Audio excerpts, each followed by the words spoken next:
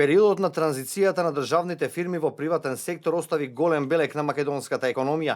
Најсилниот удар на своја кожа го почувствуваа работниците, оние кои од темел ги градеа фабриките, тие кои што делеа од устата на своите најмили, децата, за да купуваат акции во предпријатијата во кои сонуваа дека ќе дочекаат пензија. Во првите години од осамостојувањето, компаниите под државна капа работеа безпрекорно, со редовни и солидни плати, синдикално поддржани, добиваа додатоци за денот на работникот, стокови производи за дел од верските празници, обезбедени летувања и зимувања за вработените и нивните фамилии. Но како одминуваа годините, така расте и апетитите на генералните директори да станат апсолутни собственици на фирмите. Начинот на трансформација е едноставен. Најнапред обезвреднување на компанијата, намалување на бројот на работници и превземање, народски кажано, за без пари. Законите во парламентот во кои 4 години немаше опозиција, а СДСМ само одлучуваше, беа така скроени, па менаџерите блиски до социјалдемократскиот сојуз прво ги обезвреднија предпријатијата, им направија огромни долгови, а потоа си ги откупија за символични износи. Вакви и слични изјави со години даваа представниците на ВМРО ДПМНЕ.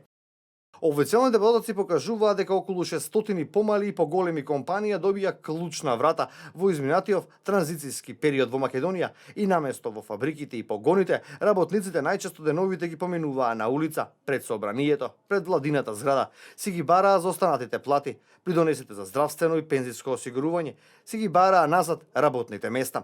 Секојдневно илјадници луѓе протестираа не само во Скопје, туку и во останатите градови во кои пропаѓаа нивните фабрики. Како позвучни индустријски капацитети кои изгаснаа во времето на претходното владино раководство се Треска, Славија, Охис, Алумина, Центро, Железара, Кожара, Годел. Армија од работници го изразуваа незадоволството од властите и раководните лица на фирмите.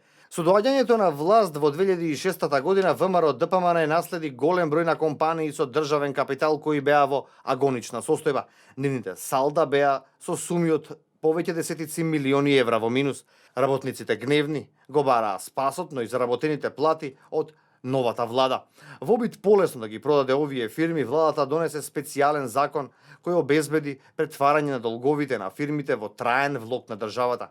На ваков начин државата сакаше да ги исчисти од долгови за да може полесно да ги продаде.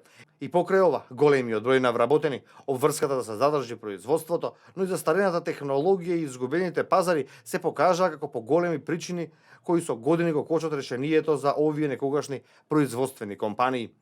Редовно се распишуваа тендери за продажба на некогашните гиганти, но ретко кој заврши со успешна продажба.